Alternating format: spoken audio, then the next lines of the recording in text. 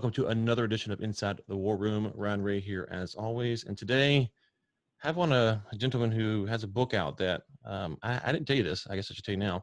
This book was recommended to me by, we'll just say, I'll tell you offline because I don't want to get anybody in trouble, a high-ranking or relatively high-ranking U.S. official on my trip to China last fall. They said, you need to, and not to me, but to the people I was with, you need to go read this book. And so I came home and I didn't read it, but I listened to the book. I like listening to books. So I listened to it on Audible. And the book is China's Great Wall of Debt, Shadow Banks, Ghost Cities, Massive Loans, and the End of the Chinese Miracle. And the author is Dinny McMahon, who is, let's see here. I think you said you are the world's foremost authority on all things China, especially the financial markets, right? Yeah, don't do that to me, Ryan. What do they say? The more time you spend studying China, the more you realize you don't know. Yeah, so like that. Yep. Certainly wary of calling myself an expert, but just someone who spent a lot of time there just trying to understand what was going on. Okay, so when I got into the book, as I said, I was told that and just went and got the book and listened to it, and it was wonderful. But so I went into the book being told this is a good from a kind of authority figure. This is a good book to read. But for the listeners, they might say, well, who are you? And kind of give us a little bit of a background and why'd you write the book, and what's your experience? You don't sound like you're from China. Maybe you are, but you don't sound like you're from China. So kind of what's the genesis of your story with the book, and if you're interested in writing it? Yeah, absolutely. So my professional career in China started in 2005 when I started working as a journalist, a newswire journalist with Dow Jones in Shanghai.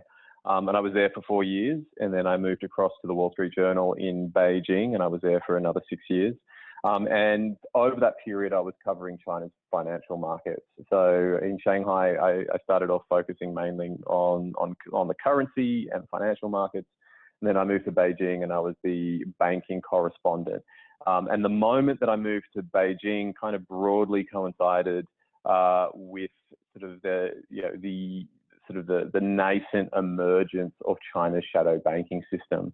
And so it was a time that the way China's financial system operated really started to change. And so over that period, I mean, the journal gave me a long leash to kind of focus on the stories that I thought were important and relevant. And when I left the paper in mid-2015, I kind of, it was a great experience writing all these stories, but I kind of realized that there was still all this material that was left in my notebooks that had never seen the light of day, because these days, you write for a newspaper, very seldom do you get to write more than 1,500 words in a piece. And every story is usually focused on a very discrete issue. You don't get to really explore how the various stories you're writing kind of interrelate. And so for me, sitting down to write the book was in some ways a bit of a cathartic experience, because it was a way to kind of take everything that I've been looking at from the previous decade, the way that China's financial system and economy more broadly had been evolving, all the dysfunction that I'd seen in the system, and yet its ability to kind of keep on keeping on throughout it all. I just kind of needed that time to sit back and, just for my own sake as much as anything, understand what I'd witnessed. And so, yeah, in some ways, writing the book was very much a cathartic experience, and that's kind of how it came about. So one of the things that I always tell people is I'm an unashamed free market capitalist, and I'm somewhere between the Chicago and Austrian School of Thought on economics. With that being said, I do realize that the governments do not work under those same principles that we work. Like if I got to pay a debt on Friday, either I had the money, I borrowed the money. I cannot go print the money. If I do, I get caught, I'm in trouble. And so when you look at kind of how governments operate, you look at our government right now, they've been printing massive, or I say printing in air quotes, massive amounts of money. And so it feels like that for the common person, when you look at what our Fed does, or we're going to talk about obviously China's is the focus here, it's really hard for us to kind of comprehend the world in which these large central bank institutes operate. And it gets really confusing because we just as normal citizens don't have the luxury of printing money. We just, or we don't have that kind of, so, when you think about, it's just kind of hard enough to understand the Fed and what the Fed's role is in the U.S. break down for us China's system and what's different, what's similar.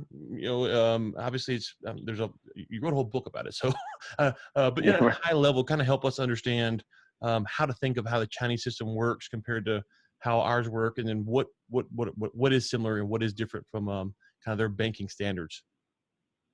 Okay, there's a lot of different ways I can take that question, but let's focus on the money issue. So, yeah, in the wake of the global financial crisis, I forget what sort of period we're talking about. I'd say it's about 8 years, sort of the 8 years after 2008, when all the developed economies, their central banks were printing money hand over fist. I mean, the Federal Reserve, the ECB, the Bank of Japan created just mountains of new money in order to keep the economy and the financial system rolling. Now, what's generally overlooked is that over that same period, in China, that China created more money than those three central banks combined over the same period. Right? So there was a massive, absolutely gargantuan expansion in China's money supply in the immediate wake of the global financial crisis. However, there's a key difference here, and it's that in China, the way that money was being created was not at the hands of the central bank. It was the way that money is typically created in any financial system, and that's not by the central bank, but it's by the commercial banks. And so, generally speaking, in any free market economy, that's how new money gets created. A bank makes a loan, and that ends up as a new deposit, and it's by the actual process of a bank issuing a loan that you get the creation of new money. And what happened in China is that because of the relationship between the banks and the government could say to the banks, all right, we need to stimulate the economy. We're not going to do it using the central bank's balance sheet. We're not going to ramp up our own debt, and we're not going to get the central bank to print money. You, the commercial banks, are going to have to lend more. And that's what happened in the wake of the global financial crisis. China's nominally commercial banks, most of which are state-owned, massively ramped up their lending. And what that resulted in was an absolutely gargantuan expansion in the money supply. Now, the really interesting thing here is that, the government was aware of what was happening and was aware of the risks that entailed. And so time and time again tried to rein in the bank's behavior. And this is something that's not widely understood outside of China, that there is this sense that, okay, because it is a communist system, that the government effectively controls all aspects of society and the economy that it wants to. And clearly the banks are part of that. But what we saw following 2008 in China is that originally the government gives the banks the green light to drive the stimulus, to lend as much money as possible, money that mainly went to property developers, went to local governments, went to state-owned industrial firms. But after a year, the government said, okay, right, that's enough stimulus. We've got the economy back on track. We're starting to worry about just how much the banks are lending. It's time to rein it in. And what happened then is you had this sort of nascent emergence of shadow banking.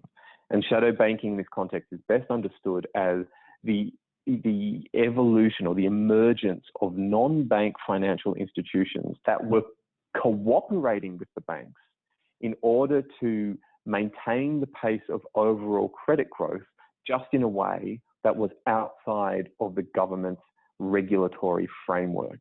So you had this situation where Beijing was saying one thing. It was saying, okay, we've had enough stimulus, banks, do what we say, less lending. And the banks effectively conspired with non-bank financial institutions to effectively ignore that and lend more and more and more. And that was effectively the tale of the 8 years following the global financial crisis. You had a massive expansion in credit and a massive expansion in money, but that expansion was radically different from anything that was happening in the developed economies because it was the commercial banks that were doing it. And so the result is that you ended up with these high-speed, rail lines around the country, and you had, huge forests of new apartment buildings, and you had this massive expansion in industrial capacity. The stuff that in the US and other developed countries, you'd look and like, well, if only we could be like the Chinese. Look how they've mobilized the resources and they've built all this stuff. Now, the fallout, which the Chinese are now dealing with today, is that, yeah, they managed to build all this stuff, but they spent way too much on it. A lot of it they don't need. And so today the legacy are these mountains of non-performing loans that they're slowly trying to work their way through. So that is perhaps one of the biggest differences. The way that the government stimulates and the sort of the levers of control are somewhat different, but it's not that, you know, that it is without consequence. And China is very much dealing with the consequence of these boom Wild West years. They're very much dealing with the consequences of that today. Okay, so let me ask this, and maybe just to make sure I'm following along here. On some level, it sounds like the commercial aspect that you described would be, and we're kind of flattening things out just for the sake of argument, very similar to our housing crisis, where we loosened the standards and we created a bunch of loans for housing people, housing in the U.S. And next thing you know, we have a bunch of people who couldn't afford the loans, and then there's problems with that. So we had kind of a bad guidelines. Of course, we can argue over, you know, what incentivized that, but we really kind of gave loans to people who couldn't pay them back. Right. That kind of sounds, again, flattening out, similar to what China did. And then when the government stepped in China, if I understand what you're saying, is instead of kind of responding and maybe tightening up guidelines or whatever, they kind of went a different direction, which then compounded the problem more. Is that kind of a, whereas right now in the U.S., what we're seeing is the federal government's just the Federal Reserve is just printing money. So is that kind of am I kind of hitting the high points there more or less? Yeah, it's not a bad way of, or it's not a bad analogy. I think if there was a difference though, it was that the ramping up in lending in China and this sort of reduction in lending standards, whereby the banks were more willing to just lend to, you know, to anyone. The motivation behind that was explicitly about stimulating the economy. Yeah, Whereas in the United States, there were all sorts of other political reasons for why the standards, but the basic mechanics and the fallout aren't really that dissimilar. Okay. Good. And now one of the things that you touched on there, and again, as you say, you could spend a lot of time on this stuff and realize how little you understand about it. But you said, well, okay, there's the Chinese government and then there's the private banks. One of the things that I've done, or I've tried to do when I talk to people about U.S.-China relations and, you know, people on the ground, and, you know, you get the, I try to be very careful. And I'm not perfect, obviously, but I try to be careful about my writing, my speaking, about distinguishing the Chinese government versus a Chinese national or Chinese citizen or a Chinese business, because it seems often in America we just kind of say China this, China that, and you did a good job of distinguishing the government versus the banking system. Can you maybe flesh that a little bit more, just practically? What kind of influence? Obviously, there were some problems from what you described, but how does because when we think of communism in the United States, we think there's somebody up top, and whatever he says is how it goes.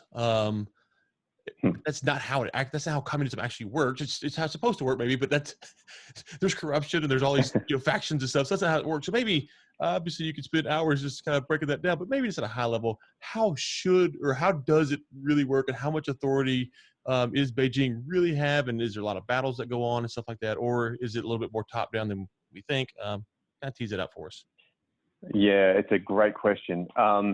So there's a particular idiom in Chinese that, for me, has always sort of summed up this sort of dynamic between the higher levels of government and the lower levels of government. And, you know, the expression in Chinese is 上有政策,下有对策, which broadly translates as above there is policy and below there is a way in which we implement policy.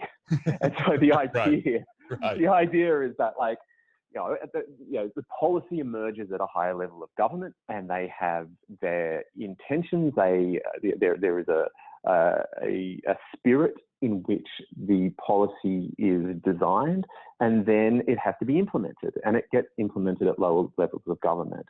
And lower levels of government have their own agendas. And that's for a whole lot of different reasons. And sometimes that reason is straight up corruption, or it's patronage networks, that it gets implemented in ways that allow the local mayors to continue maximizing their access to wealth and their ability to distribute wealth. But sometimes one of the problems here is that the lower levels of government are sort of trapped between a rock and a hard place, because they're getting competing regulations or competing messages from higher levels of government. And so they kind of have to find a way to balance out those priorities at a local level. And sometimes those contradictions are deliberate. I mean, one of the reasons that China's economic growth model was so successful, particularly in the 1980s and 1990s, is that local officials were given a lot of discretion to be able to come up with new ways or unique ways to drive economic growth, which took advantage of their local circumstances. So, baked into the system is a recognition that, giving the local officials a bit of discretion isn't such a bad thing, because ultimately it's going to result in innovation in the way to manage the economy and manage firms and whatnot. Now, of course, all of this is further complicated by political cycles. So just because today, or just because 5 years ago, for example, local officials felt like they had sufficient discretion to perhaps ignore certain regulations, or perhaps try and innovate their way around certain regulations, which is the dynamic I was describing before with the evolution of shadow banking. Today, the ability to behave in such a way, there's just not as much latitude. So I think one of the biggest changes to have occurred in China's political economy over the last few years is, I think, probably late 2016, early 2017, the effects of Xi Jinping's anti-corruption campaign, which he started to implement effectively the moment that he took over the presidency. The sort of the cumulative effect of that really started to bite in about 2017, such that lower level officials were less willing to innovate around the rules, are less willing to exercise discretion when they were being asked to do something. Or perhaps the other way, the best way to put it, is that previously, if you were taking something like the banking system, for example, officials would hew to the letter of the law and the letter of the regulations as they were passed down, but they would flagrantly violate the spirit of what was being asked. And so this is where you had, again, the evolution of the shadow banking system. But today, the actual letter of the regulation is less important. What is more important is everybody is worried about violating the spirit of what is being asked of them by the central government of Xi Jinping in particular. And so these days, the scope for lower level officials to not be seen, or the risk of them not to be seen as doing exactly what the central government is asking, that risk is significantly higher. And so the Wild West sort of behaviour that we saw maybe 5 years ago is much less evident. Okay. So let me ask you this. One of the things that I'm curious your perspective on, and this is kind of a broader China question in general. You're talking about some of the changes that you've seen, even from the time that you're there, now that you read about. Right now in the U.S., there's at least a debate over, is China being more communist, or are they, loosening things up? And by all accounts, I'm not trying to diminish what's going on in Hong Kong or some of the stuff that's going on in China, so I'm not trying to make light of that. But I've often wondered, if you read, and you can't read all the China news, but if you kind of read through the China news, there's a lot of things in there that might give indication that what China is doing now with crackdowns, and I fully confess, it seems like they kind of talk out both sides of their neck sometimes, but that there's actually maybe more optimism about where China will be 10 to 15 years from now than where they are today. And so you talk about this Wild West. They kind of had this. They tried. They did this. It didn't work out well. They're kind of rolling things. They kind of try to rein things in and prevent that from happening again. But then you have a story like Amex, which I haven't followed up. I don't know if you've followed that story. I know they were going to go over to China. I know the COVID thing kind of pushed it back. I don't know what the current status of that is. There's kind of things like that. That's like, okay, yes, they are tightening down on security. Yes, we don't want that to happen. I'm not making light of that. But there's also these other things that seem to be cracks in the foundation that make me wonder if the Chinese Communist Party is maybe a little bit more concerned about where the country is going, pro freedom. We'll just kind of throw that label out there, or pro democracy, or less communist, whatever.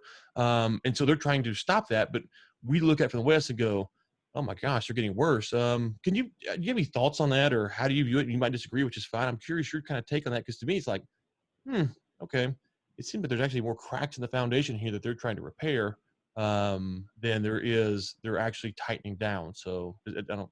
Okay. So just Well, curious, let's your thoughts on that.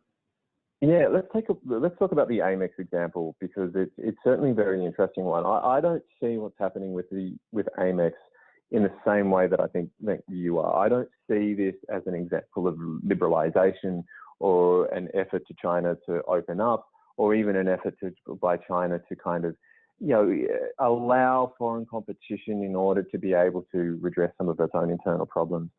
The issue with Amex has been a long-standing one for at least 20, you could probably even say 30 years. America's electronic payments companies, the card companies, have been trying to get into China's market for a very, very long time. I mean, Visa in particular has very much been at the vanguard of trying to access China's payment system. I think it was in the 90s that it was involved in cooperating with the People's Bank of China to help them set up a standard for electronic payments and credit cards. Visa, again, in particular, was a major sponsor of the 2008 Beijing Olympics. It's done a lot to try and prove that it's a good corporate citizen, all the while not being allowed any access to China's market. Now, what happened is when China joined the World Trade Organization in 2001, one of the conditions of its entry into the WTO is that it would open its electronic payments market to foreign competition.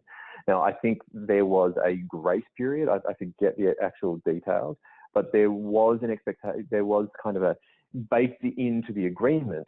There was this understanding that after a few years, Visa, Discover, Amex, MasterCard, they would all be allowed not only into China to process foreign currency transactions, but would be allowed to process yuan-denominated transactions. And the thing is, it never happened. And MasterCard and Amex and Visa, they waited and they bided their time, and they did things like sponsor the Olympics to show that they were good corporate citizens in the Chinese context. And the market just never opened despite of the WTO agreement. And finally, the USTR brought a case against China to the WTO saying, hang on, this is very clear in China's WTO accession agreement that this market is supposed to open up. Now, my understanding is that the card companies, they held off for years from asking the USTR to do it, partly because they thought, okay, we'll give it time. China will come around eventually. And then after time, there was like, well, the problem is if we're seen trying to ram down the front door, China has a long history of punishing foreign firms that it doesn't see as playing by their rules. And so if we decide to go the USTR, WTO tribunal approach, then it might backfire in our face. My understanding is that the reason that when the USTR finally did bring a case, it may have been Visa had just kind of had enough. It had invested too much time and too much effort and didn't think anything was going to come of it. And so there was a USTR case. I think it was in 2013. And the WTO found in favor of the United States and told China to open its markets. And China didn't. It effectively ignored that decision for years and years and years. And the fact that in 2020, China is about to let American Express into the market, despite the fact that an agreement from 20 years ago said that China would do it as part and parcel to its WTO accession, is an indication of cracks in the system. What it's an indication of is that China is sufficiently secure and sufficiently comfortable in its dominance, in the dominance of local Chinese firms of its own domestic electronic payments market, that it can afford to throw a bone to foreign competitors and not worry about losing either market dominance or all the profits that accrue from that sort of business. And so you've seen over the past 20 years that China's version of Visa and Amex and MasterCard, a company called China UnionPay, has become the national behemoth. It's almost unthinkable that another card company would be able to meaningfully be able to take market share away from it.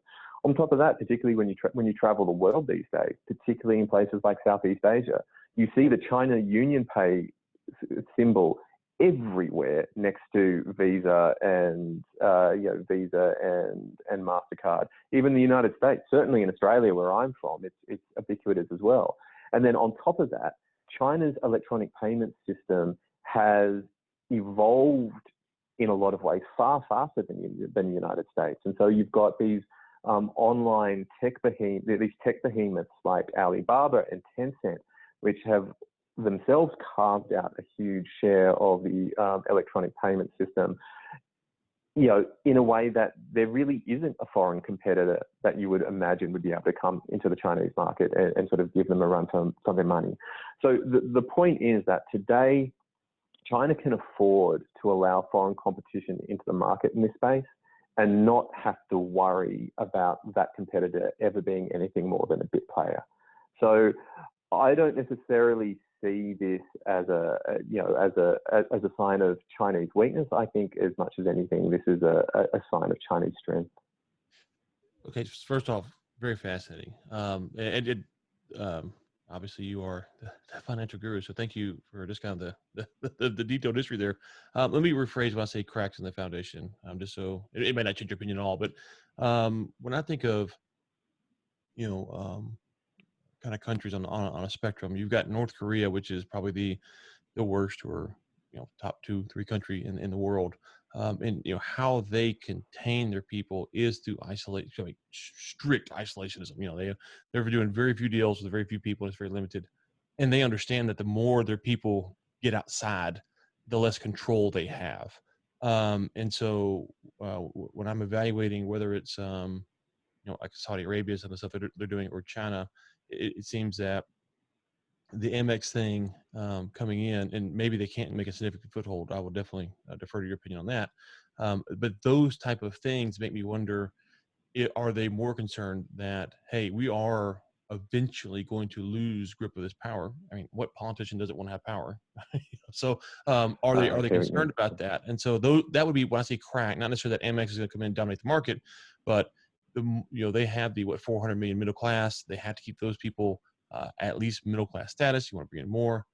That's kind of that balance they have to face. And so from my perspective, the media at large in the U.S. is very much, China's going to be very resilient moving forward. And I'm not entirely sure, depending on what happens with the EU and stuff the next few months, what their short-term capacity is. But I just have wondered, as they've let in outsiders into their economy, they've done a lot of things as you described there. But also, there is a sense in which, as they have opened things up, that you can't undo what you did, if you will. And so that would be kind of the not necessarily a market share dynamic, but just the willingness to continue to do that, because they could have, I guess, theoretically fought, the Amex stuff, and made people mad. It wouldn't be the first time they made people mad. So that would be kind of more when I'm saying cracks. That would be how I'd want to tease it out. It may not change your perspective at all, but just so you understand what I was saying.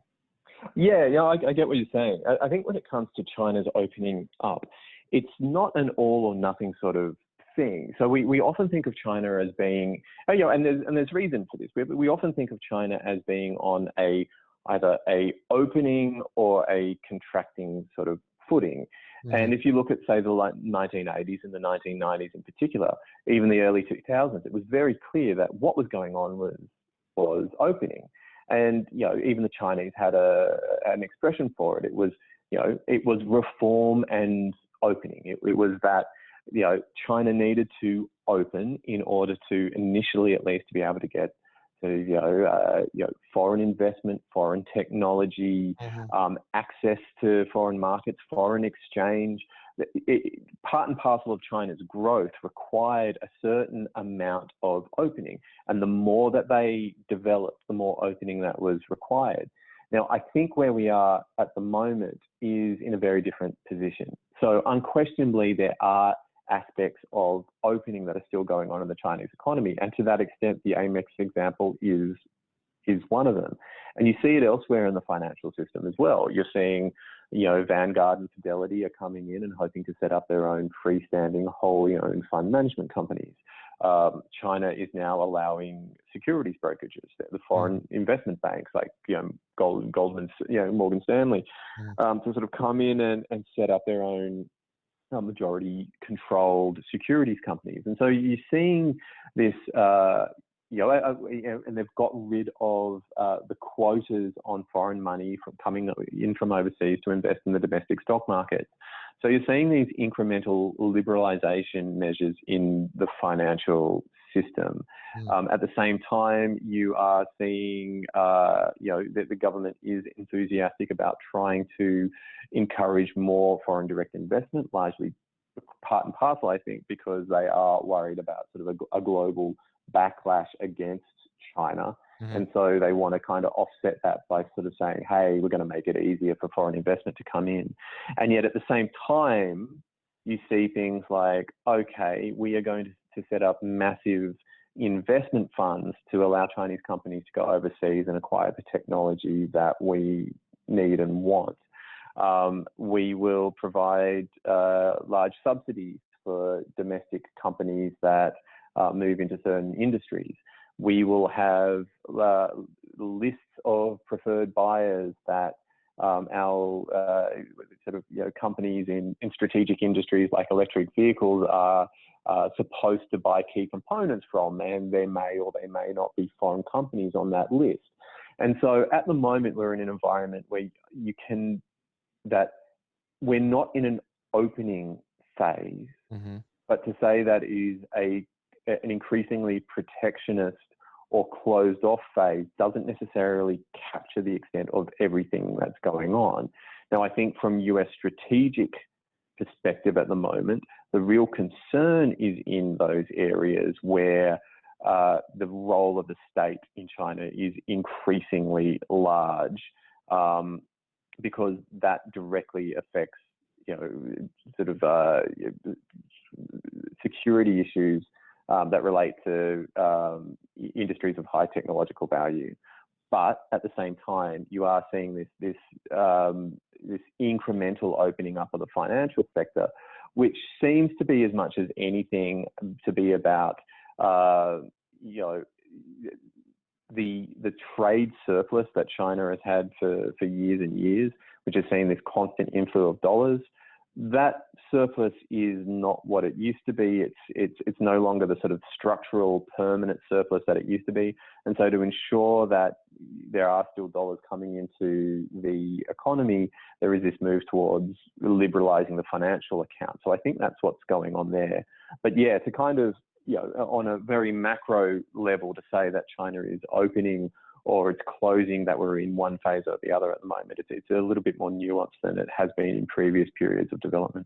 Yes, no, I definitely agree with that. That is part of my point. Is like I said, if you read the news and you try to read all the news, you realize that there's stories that kind of conflict. It's like, well, okay, they're doing this here, they're doing this there, and why doing this? And there's a quote that I think it's from Hemingway. It goes, how did you go bankrupt? It goes two ways: gradually, then suddenly. And when you look at geopolitical stuff, that's kind of how things happen. Is that today we're right here, we're looking at the Hong Kong protests and the security laws that passed, or whatever it is in the U.S. or wherever the story is. Well, those stories are sudden now, but there was a gradual buildup, and it's hard to kind of follow the monotony of the gradual stuff because it can be confusing. And then one day something happens, you're like, oh wow, I didn't see that coming. It's like, well, maybe it was easy to predict, maybe it wasn't, but it's kind of hard to kind of keep your finger on the pulse because you say that they are doing stuff. And you mentioned the foreign investment stuff, and that's I'm glad you brought that up, because how I got involved with China issues was through my connections with Africa. And obviously the Belt and Road Initiative is, a big part of what China is doing and wanting to do. And depending on, where you are or what side of that coin you're on, depends on your thoughts on it. So maybe break down the Belt and Road Initiative kind of from your perspective, the good, the bad, the ugly, any other comments you make, and we'll kind of delve into it and ask you some questions about where I think there might be some vulnerabilities, but I want to hear your opinion on it for sure. Yeah, no, of course. The Belt and Road is an interesting thing because in some ways it's a bit of a moving target, right? I think in some ways everybody projects onto the Belt and Road what they want it to be or what they think it to be, in some ways based on their fears or hopes for China. So in some ways, the Belt and Road existed even before Xi Jinping came up with the idea in 2013, because even prior to that, Chinese firms had already been investing massive amounts of money to build infrastructure in the developing world. And then Xi Jinping came along and kind of put a name to it, and it kind of became this overall grand encompassing vision of China's foreign policy. And the scope of what that was expanded very, very quickly, well beyond what Xi Jinping originally kind of framed it as, because he was talking about it as being sort of this, maritime road, and overland road, pretty much mimicking the old Silk Road trade routes. And then as lower levels officials went around sort of signing up countries to the Belt and Road Initiative, you ended up with countries all over the world that had nothing to do with the original Silk Road from like a millennium ago being signed up to this thing. I mean, countries that didn't even exist back then, such as Australia, were getting pressure by Right. foreign Chinese officials to sign up to these things. And it became in Australia at least, became this really quite divisive, political hot potato. Is this something we should be signing up to or not?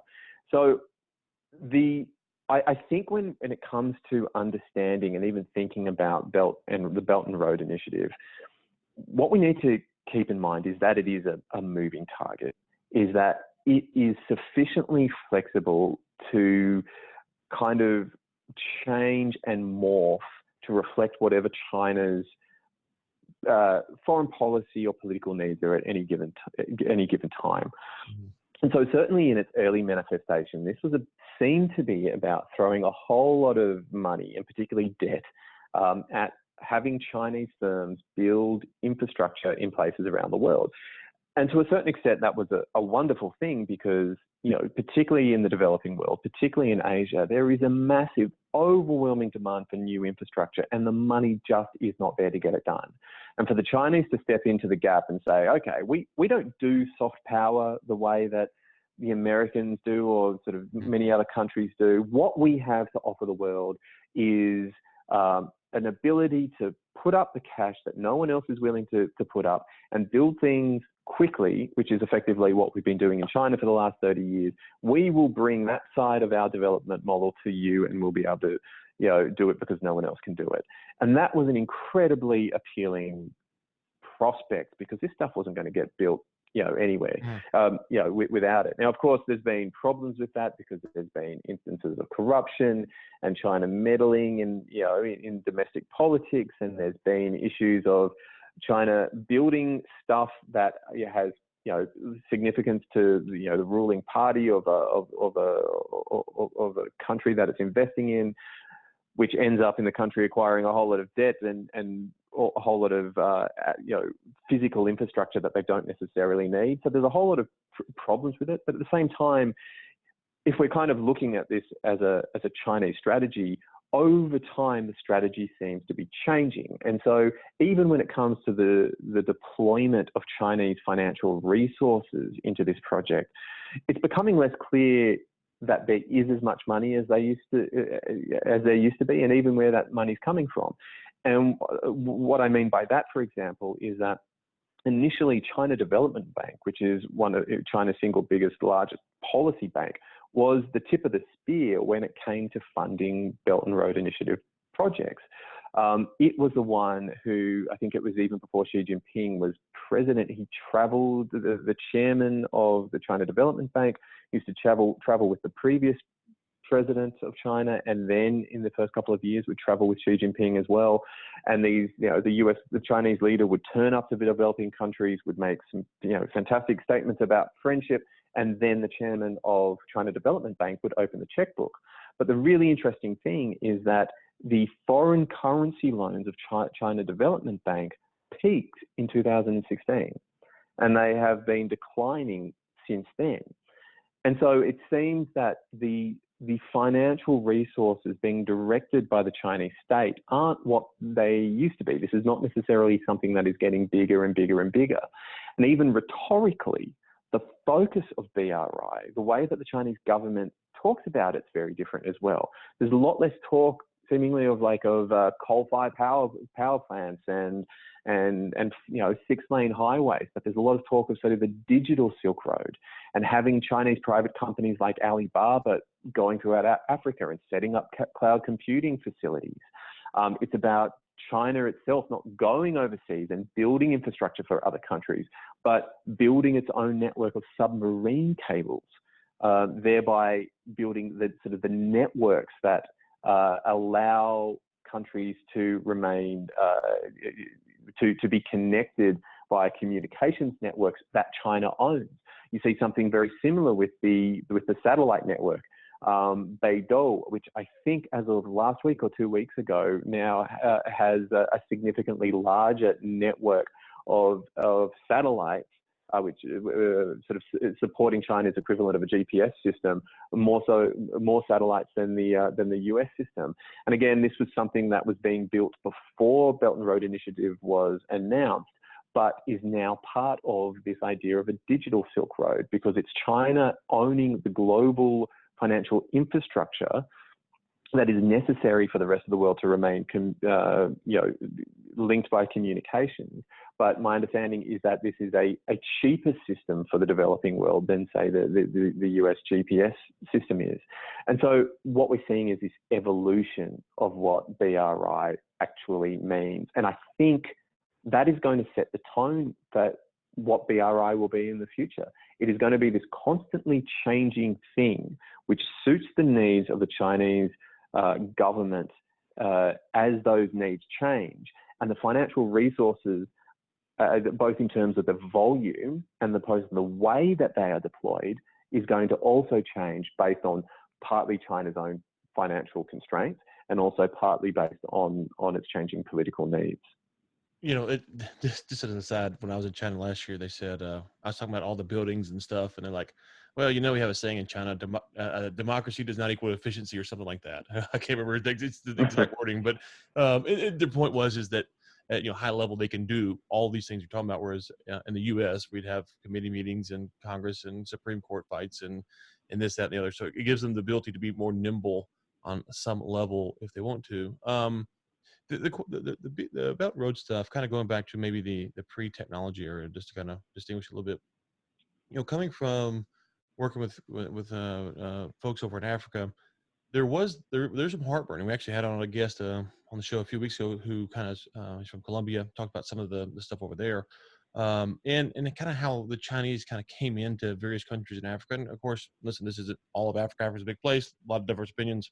Some people love the Chinese, so I'm not trying to make a universal statement here, but there was some heartburn over kind of how it went out. And I wondered, would China find themselves, this is pre-COVID, would China find themselves in a spot to where, in Africa, the emerging markets in Africa, there's a frustration where it seems like kind of a universal statement is, people have come in, they've promised a lot, and what happens is they end up making all the money, and then the Africans of the local country are kind of left poor, and then they leave a lot of money. That could be Europeans, it could be Americans, it could be the Chinese. It kind of feels like that's kind of a running feeling there that they kind of get taken advantage of because the corruption at the government level.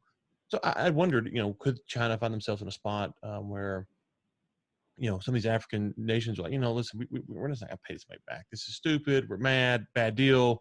WTO courts or whatever. We can go down that path, but just kind of really put the pressure on China. And so I wasn't surprised when China announced, was it 2 or 3 weeks ago, a month ago, that they're going to pause or suspend the debt collection payments from a lot of these nations.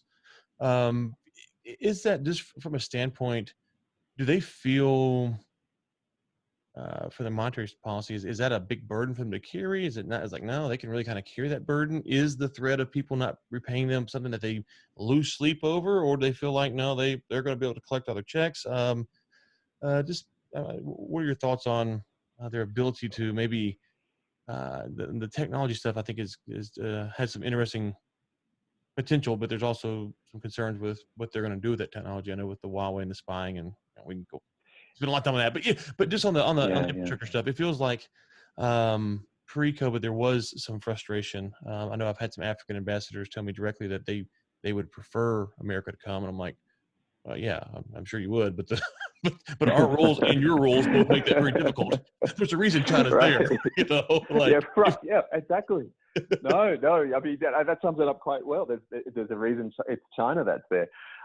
Yeah, in terms of what all this means for China financially, it's a really difficult question to answer because half the time it's not particularly clear. Like there's a couple of aspects to this. First, it's not always that clear how China has funded some of this debt, right?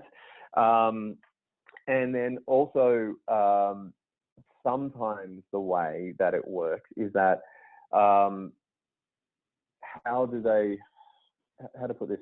So if you take Venezuela, for example, China has lent a huge amount of money to Venezuela. Was it 50? I'm going to get the number wrong. I think it was $50 billion or something. It was incredible. And some of that money just completely disappeared. It was the equivalent of digging a hole, shoveling the money in and lighting a match, you know. Right. But from what I heard is that China's never lost money. The Venezuelans haven't quite defaulted. And I haven't managed to get a straight answer on why that's the case. It could just be because they restructure the loan, make it a longer maturity, as long as we keep kicking the can and everything will be fine. But the way that China has structured a lot of these deals is that even if they don't think they're going to get cash back, they structure it for sort of commodities in lieu. Yes. So you kind of have, that's what I said. That what Cristobal was saying is that they're essentially in South America, that they're taking out the resources as raw material, going to China and processing them, and then selling them back to South America or wherever. So they're really kind of getting the maximum benefit. So it could be that they're making a ton of money just on that alone.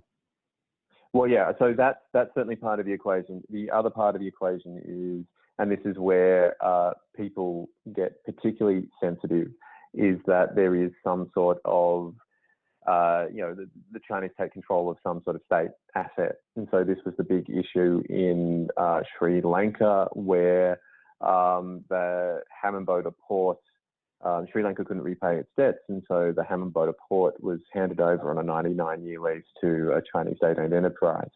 And there was a lot of up and arms about this because a 99-year lease is a really long time. Right. Of course, the other side of the equation, though, is that the reason that the Sri Lankan government hadn't been able to pay off the debts is because the Hemingway port's a white elephant. Mm-hmm. Sri Lanka has other highly functioning ports. It doesn't actually need this one. Mm-hmm. So the Chinese government has this asset, which they're now trying to, have they make money out of it, because there's no real point in it existing in the first place. And of course, there's all this talk of, will the Chinese use it as a naval base? Well, that ultimately doesn't come with a 99-year lease. That comes with, the Sri Lankan government feeling as though it's in their own interests. And, maybe they feel that, that the Chinese have them over a barrel and they have no choice but to do it. But that's not really how the politics in these sorts of countries shake out. You take something like the Maldives as well, where an opposition government came in, saw that there'd been a lot of financial jiggery-pokery or shenanigans between the previous government and the Chinese, and said, well, look, we're not going to repay these debts. And so I think they're still in this process of negotiating with China what the outcome is. But you still find that these small, countries, if they feel that the Chinese have done them wrong, they're not scared of sort of stepping up and saying, this cannot stand. The Chinese are not going to get their way because this is a violation of our own sovereignty and our own principles. So it is, these sorts of situations are going to have to sort of, sort themselves out on a case-by-case basis. But nobody likes to feel as though they're being taken advantage of, even if it is by the proverbial, 800-pound gorilla. So I think I'm sort of wandering a little bit off track here at the moment. It's great. Keep on going. I'm not going to stop you. Good stuff. but yeah, so you kind of, and so what you're saying about certain countries feeling that economically, when the Chinese come in, they're behaving in the same way as the Americans and the Europeans did before them. Yeah, there's certainly an element to that, and certainly you see with Hemingway, you saw it in the Maldives, you've seen it in, I think, Kenya as well, where there were some concerns that the China Exim Bank, another one of the policy banks, would sort of take control of I think it was either a port or a railway or something. These sorts of things don't happen quietly. They happen, with a huge flare up and a feeling by local nations that they need to defend their national sovereignty. And so it's not that the Chinese just get away with this stuff. In some ways, by structuring deals this way, it's more hassle than it's worth because it stores up a lot of ill will against the Chinese, which is going to take a lot of time and political capital for the Chinese to kind of, unwind. Okay. I know we got, I think, about 10, 15 more minutes. I'm going to try to get through a couple. I'm going to ask you the easy ones now, so you can just kind of, yes, no. So we'll start with the easiest one of all. The Cold War between the U.S. and China. Can China withstand that? Oh, God. Thanks, right. I actually thought you were going to ask me an easy question. So this is the way that I look at this. I think when we talk about a Cold War, we all have the same frame of reference, which is the Cold War between the United States and the USSR. And that started off in a completely different place than any conceivable Cold War with China could. Because, when the Cold War with the USSR started, there weren't really any economic linkages or even people-to-people linkages between the two nations or the two economies. Whereas with China, it is completely different. If we wanted a Cold War that looked like the one that we had with the Soviet Union, the starting point would have to be to fundamentally extricate the US firms and the US economy from China. And that is going to happen to a certain extent, but certainly nowhere near to the level that we would have had with the Soviet Union. I mean, it is happening at the moment with sort of things like tech and research and whatnot. Over time, we're going to see manufacturing leave China because it's just becoming a more expensive place to manufacture. But even then, things will be complicated because that manufacturing doesn't necessarily come home to the United States, but it'll go to places like Sri Lanka and Bangladesh and Vietnam. And it's like, okay, so are these countries in China's sphere of interest, or are they in the United States sphere of interest, or are they effectively another world? Because, like, you take countries like Australia, we can't afford for there to be a Cold War between China and the United States. We can't afford to be asked to take sides. And if we are, we won't, because, as much as our security relationship is intimately tied with the United States, our last 30 years of uninterrupted prosperity is almost exclusively tied to China's economic, emergence. And so the complexity of not just China and the United States' relationship, but the sort of the thousand nodes of, every other country and city and firms in all those other countries that sit between China and the United States and have their unique relationships with both of those players is radically different from anything we experienced during the Cold War with the Soviet Union, and is just going to shake out in a completely different way.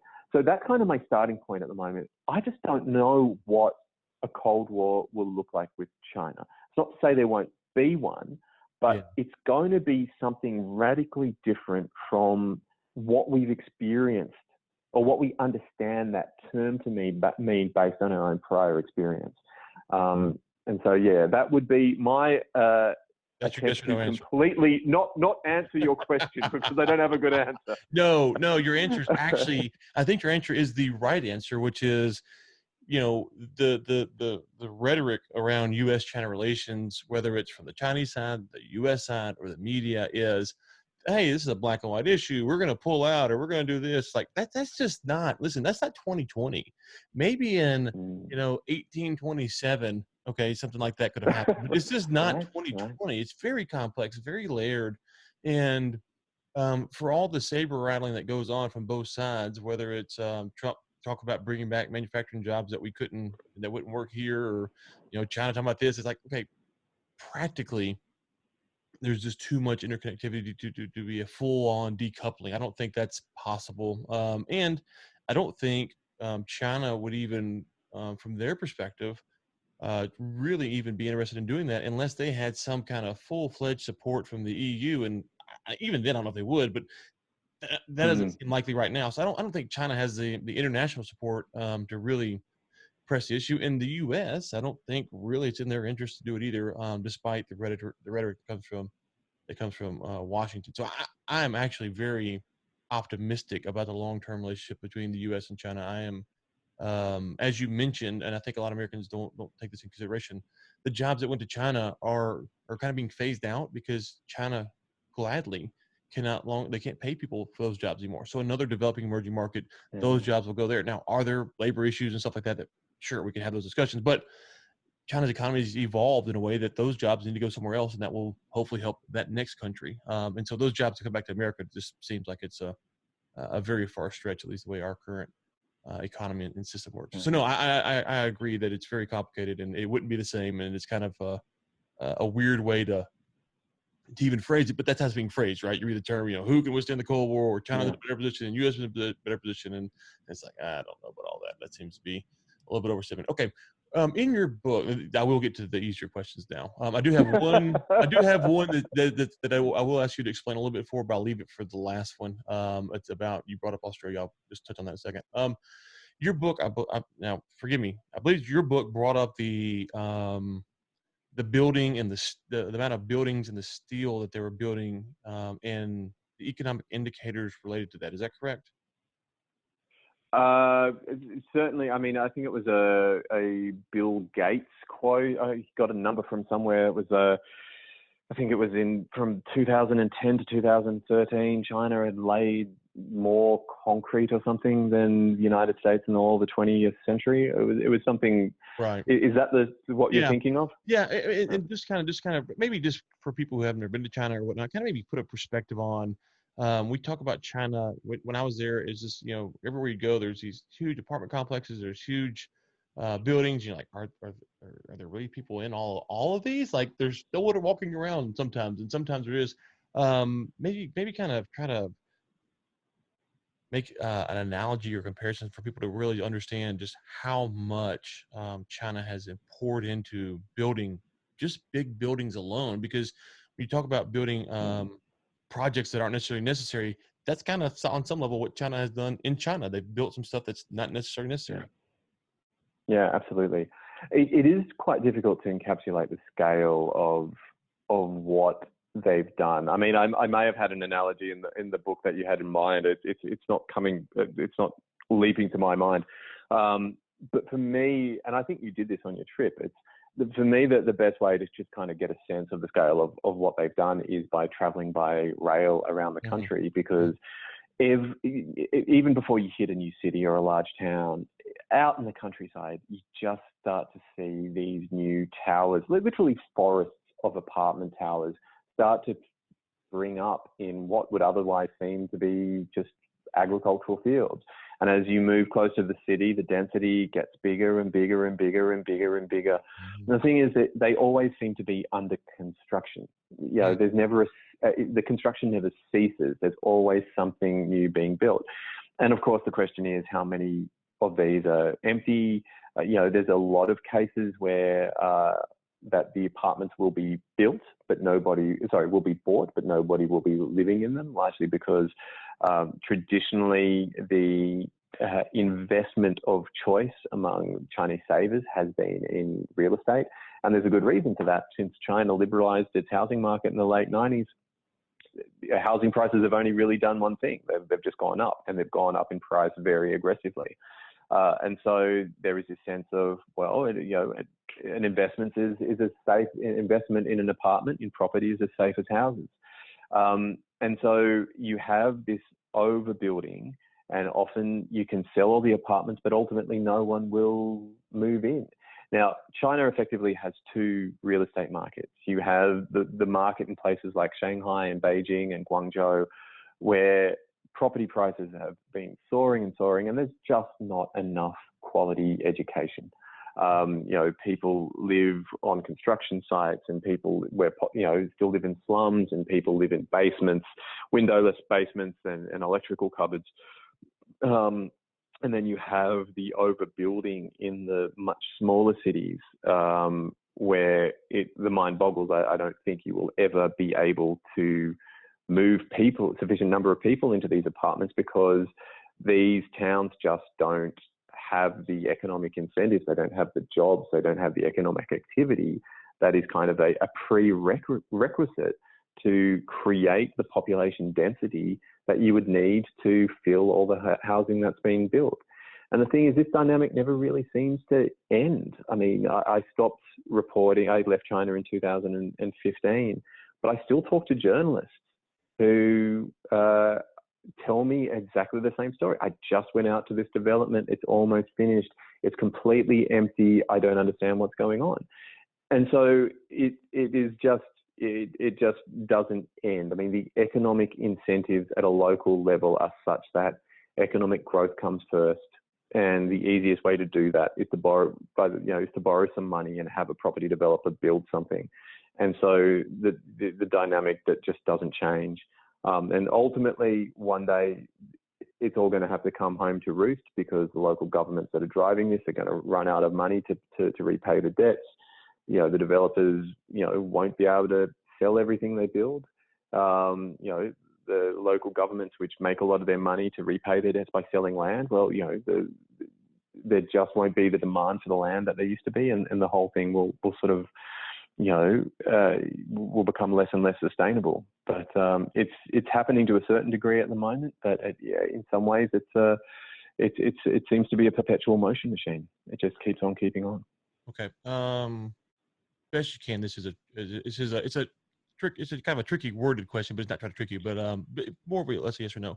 It seems like the U.S., the biggest problem it faces right now, obviously, we have printed a bunch of money. We've had our economy shut down, but we have a lot of internal interfighting. We're fighting in the streets or protesting, or presidential election coming up. It seems like we have a lot of issues that are very much domestically based, and that would be as it seems today, the biggest threat to the U.S. is itself. We're not. It's like a foreign invaders are going to come take us down.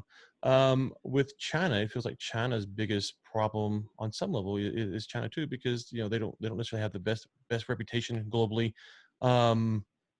Would you agree? I mean, what would your assessment be? Because just for listeners, is that kind of a simple way to think of it, that maybe the U.S. We're a democracy, but a lot of our issues are really internally. China's issues are going to be external, but they're really faced internal. So whereas the U.S. obviously has built up a lot of goodwill internationally, we've got we've fought wars, defended allies, all this stuff. China doesn't have that externally. So when you go out to when you talk about maybe the EU's interest in partnering with China over the U.S. or whatnot, it feels like China's how they've handled things internationally over the past 10, 20, 30 years doesn't really have them the credit in the bank, if you will. Whereas the U.S. kind of has those credits. Our problems are that we just can't get along inside the borders. Whereas Chinese generally seem to get along inside the borders, but how they've handled things is kind of give them a black eye internationally. Would you agree with that? Disagree with that? Yeah. I do agree that certainly China internationally at the moment is sort of facing a degree of international backlash that I don't think it anticipated, and certainly hasn't had to deal with in a very, very long time. But I wouldn't necessarily say that's the biggest problems. I actually think the biggest problems that China faces mainly internally generated. I think it's things like the structure of its economy. I don't think it's going to have a financial crisis tomorrow, largely because it has this sort of commitment to ensure financial stability at all costs. The central bank is willing to do effectively whatever it takes. And on top of that, because the system works differently and the government can exert a degree of control over the banking system, certainly in a way that it does far more strictly today than it did during the Wild West days of shadow banking, that it has a degree of control to ensure that, to sort of ward off the potential of a crisis. But I think the bigger problem here is how do they maintain growth? Because I think its problems domestically aren't political in the sense that, in the United States, you're right, it's an internal problem, it's a political problem, because in the US, everyone, what institutions are left that really anyone has any faith in, right? That's not the problem in China, because the central government controls the channels for public discourse to an extent that you can't have that same debate in China. If anything, what we've seen over the last 10 years, well, let's say the last 5 years, is that the governments just keep tightening the channels of free expression and communication, such that the government controls the public messaging on perhaps every issue far tighter than it did even a few years ago. So that's one side. But then you kind of have these unavoidable economic, social problems that are coming down the turnpike that it doesn't have a solution for. So you have things like, the rapidly aging population, which is going to have an impact on China's society in ways that it still hasn't worked out, and we're not quite sure what it's going to look like. This is a direct fallout of the one child policy that, China just has its workforce is about to start shrinking. In fact, I think it might already have started shrinking. And the proportion of the population which has entered retirement is just growing by leaps and bounds every year. And that's like, okay, so you have a smaller workforce, you have a greater share of the workforce has to be dedicated to elder care. You've got to, we worry in the United States about pensions being an unfunded liability. China has that same problem, but just it's an order of magnitude worse. So you have that issue. Then you have the issue of China is no longer a cheap place to manufacture anymore. So China is trying to force the economy up the value-added chain, which is then becoming harder. And this speaks a little bit to what you were saying about, how China is perceived overseas. Because one of the ways to march itself up the value-added chain is to acquire technology from overseas, to encourage foreign direct investment of high technology industries. And of course, it is for other countries to buy China's more technologically advanced equipment, such as from producers like Huawei and ZTE. And that's becoming more difficult, and that's starting to undermine part of China's solution to no longer being a cheap source of manufacturing anymore. And then of course, overlying all of this is the debt problem. Now, China has engaged in what they have called a deleveraging campaign since the end of 2016.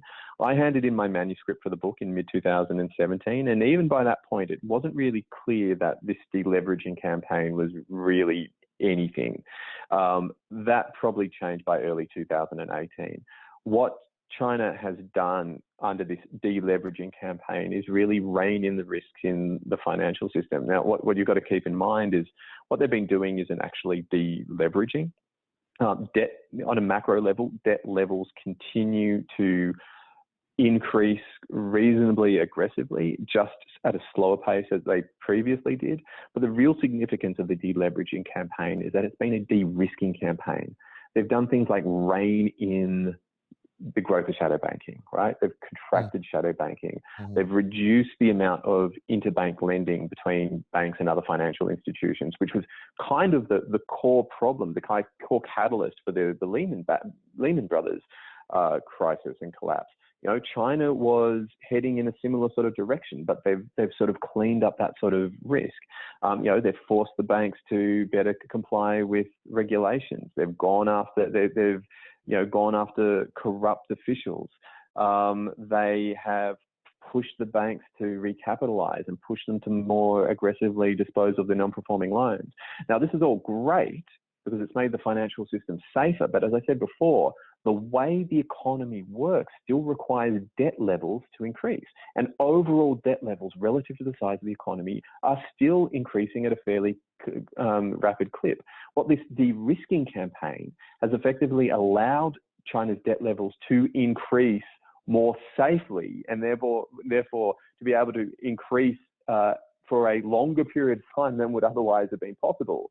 But we're still left with this underlying problem, that China's growth is driven by the accumulation of debt at a faster pace than at which the economy is expanding. And that is just unsustainable. And it's a question of just how long China can sustain it. So these are kind of the big problems. You've got China's not cheap anymore, and it's trying to find a way to manufacture its way up the supply chain. You've got this demographic cliff, which they don't have a good solution for. And then they have this underlying problem where the economy is fundamentally dependent on the rapid acceleration of debt to grow. And they've made that system more sustainable because the financial system is less risky, but they still haven't found a way to wean themselves of this over-reliance on debt. And so that's why I see China's problems as still being internal, but they're internal in a very different way than they are in the United States, because there just isn't the potential for the Chinese people to debate their problems. These are more structural problems that are in some ways the result of past policy decisions. And now we're kind of at a moment where China has to pay the piper, and the solution isn't immediately obvious. Oh, so fantastic. And just, you said this early on, I can't remember exactly how you phrased it, but you said something to the effect of it kind of depends on how you focus it or how you perceive it. And one of the things that when you're talking geopolitical stuff, whether it's China or not, is that there's so many moving parts, and how you perceive each of those parts and what you think it's going to be and how you project it really can give you a lot of different projections on where you think things might head. And for me, just as an aside, I've kind of given up. I loved your book because of all the stuff you talk about, the money and the banking problems. As I said to begin with, I've kind of given up with what's going to happen at the federal monetary system level, because they just don't play by the same rules as me. So I look at it and go, they should all be broke. Like, how is this happening? So I've just kind of given up. I agree. Like you were saying that, I'm like, preach on, brother, preach on. Then I'm like, wait, they're just going to print more money. Never mind. So that's the hard part for me to focus on that being a downfall for the U.S. or China or anywhere. It's like, wait, I don't. So, but no, very, very. I love that. That was wonderful. I do want to ask you real quick. One thing I was going to ask you is that anything in the book that you wish you would have added, obviously, not stuff that's come up afterwards that you know now, but stuff that you could look back, oh man, I wish I put that in there, or something you put in there, you go, you know what, if a reader go read this, hey, I should have said this a little better or nuanced this a little bit more. No, actually, I mean, the only thing it's a flawless book. I like what I'd say is one thing that I didn't recognize that I was doing. As it turns out, I was writing a book about a very discrete period in Chinese history, which was really, what the problems that arise between the global financial crisis in 2016. And what I didn't realize, what was happening in 2016 was the deleveraging campaign. And, I was writing things in the book where I'm like, the Chinese government has lost control over the financial system. If things continue the way they are, it can only end in tears. And what I hadn't properly realized was happening, even as I was sort of, putting the finishing touches on the manuscript, is that the Chinese political system is capable of changing very, very quickly in ways that I'd never experienced in my own time as a China watcher. And this comes back to Xi Jinping, his anti-corruption campaign, and his ability in 2017 really to kind of take that authority and then translate it into him imposing his iron will on the economy and more specifically on the financial system. I just did not see that coming. And I was writing the book on the expectation that some of these trends of mounting financial risk were just going to consolidate and get worse, and it would just be more and more of the same all the way to the horizon. When what actually happened was that Xi Jinping turned it all around, cracked heads. And although the underlying problems in this economy still exist, that sort of unrelenting, unmitigating accumulation of risk in the financial system, that stopped. It's still risky, and they're still trying to clean it up, and they're still dealing with the fallout from that period. But what I just didn't see coming was that things weren't going to get progressively worse on that front. Okay, I know it's o'clock, so just direct us somewhere on this. I've tried to look into if you kind of follow what happened with Australia and China. Just I think you can correct me if I get the highlights wrong here, but essentially, Australia agreed with the U.S. and other nations that there needed to be an investigation into the coronavirus, although they made it very clear that they did not think it was some toxic weapon that was released. They just said, hey, yeah, we kind of want to see what's going on here. China was upset, and then they took their barley instead of buying from Australia, they bought from the U.S. I kind of dug into that a little bit, and it seemed that there's obviously, I don't follow Australian politics that much. No, it's just can't get it all, I suppose. But there was an article that kind of outlaid some of the anti-dumping from both sides, and it seems like that there's maybe a lot of history there with kind of the trade between Australia and China. Is there any good resource that you could point people to? Because your nuance of the position earlier, I just wanted to kind of give people, if they want to go explore that a little bit more, where could they go follow? Is there a book or a newspaper, something that would be a good resource to go to?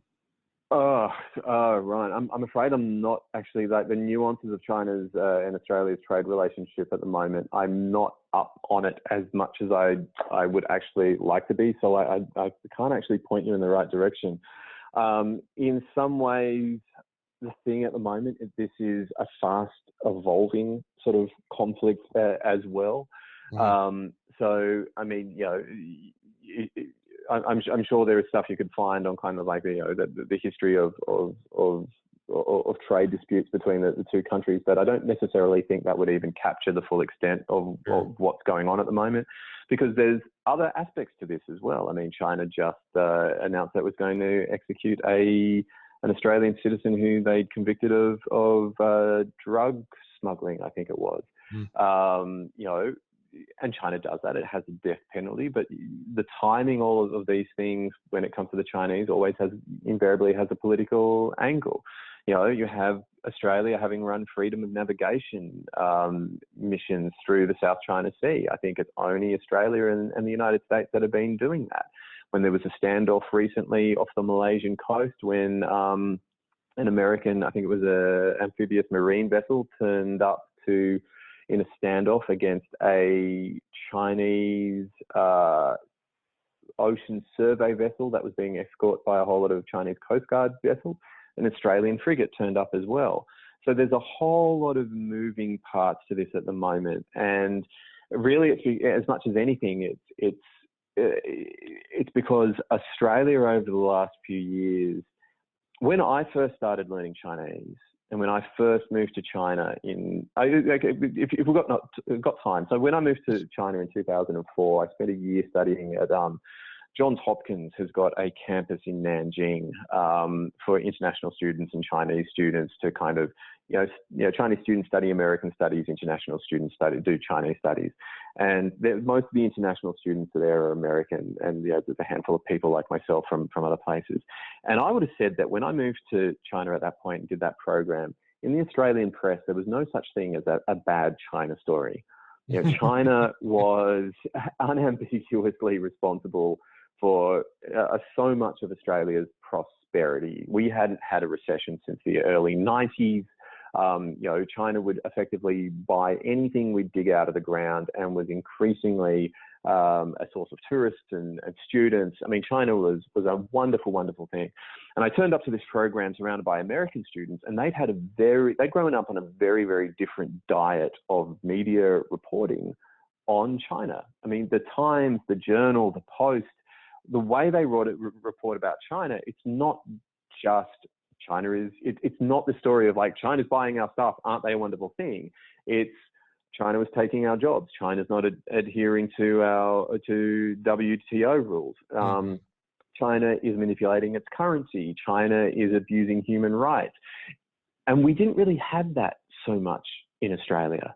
Mm. And I think in recent years that has changed radically in Australia, as we are seeing that we are kind of at the forefront of dealing with an increasingly assertive China that sees us as a small nation that has benefited hugely from China's economic growth. And they feel as though we should be falling in line with them, whereas the reality is we are a democracy with a long history of freedom, and we don't like anybody telling us what to do, and we're trying to work out at the moment exactly where our place is in this world between a increasingly assertive China and an increasingly erratic America. Yeah. So a couple things just to recap for the listeners. One, we will link to your website, DinnyMcMahon.com in the newsletter, the show notes, so you can get it there. The book, as we said, is fantastic. Going through this conversation with you, I was like, God, they say you only read like 10% of the book. Like, I gotta go back and read. I've been pulling up Kindle trying to find some stuff or talking like, oh, you talking about that? And it's like, oh. And the final thing I'll say is that this platform, the podcast, as we told our subscribers, is that this is just to learn and to get perspective. But just talking through this with you is a good reminder of just how it's almost difficult to sometimes talk about these issues because you're coming at it from a very financial markets, and you've studied that, and you and that's kind of really, I don't want to speak for you, but it sounds like it's really kind of pushing the way that you're seeing this thing, and there's nothing wrong with that at all. It's like, okay, so what I'm thinking is like, I gotta incorporate more of that. I'm not incorporating nearly enough of what he's incorporating into how I'm thinking about it. And so it just goes to, I think that for me, the frustrating thing is, we talk about US or China, or whatever the issue is that we try to flatten it out. And I'm guilty of this as well, but the media at large tries to just flatten it out. It's a very simple, cut and dry issue. When you try to have these conversations, it's a little bit more nuanced. It's a lot more nuanced and a little bit tougher just to even kind of have a conversation, because you're trying to, like, okay, wait, hold on, I didn't mean that. I meant that. Oh, yep. And so, it's always a good reminder to hear just how difficult the problems are that we're trying to discuss. Yeah. And so, I appreciate your time and your candor, and love the book. And as I said, I'm going to go back through and listen to it again on Audible. And we encourage all the listeners to get it. And listeners, thank you so much, Denny. Thank you so much for coming on. And where else can people find you? Website, kind of the main spot, or is that anywhere else? Yeah, no, they're the two best. Well, that is the best thing, just the website. And as we always say, when you're talking about buying a book, my advice is this book is on Kindle. It's on, I guess, either hardback or paperback, maybe both, and it's on Audible. It's best, in my opinion, and you're the expert here. It's best, in my opinion, to have all three, right? Because you might be in a spot where you can't read, you need to listen. You might be on the beach, you don't want to get sand on your Kindle, so you have a hard copy. Or you might be somewhere where the Kindle's the only spot, right? So you need to go ahead and buy all three. Is kind of my thoughts on that, right? Oh, absolutely. Or just buy three versions of the same format. That's fine with me as well. Okay, wonderful. Listeners, thank you so much, and we will be back tomorrow.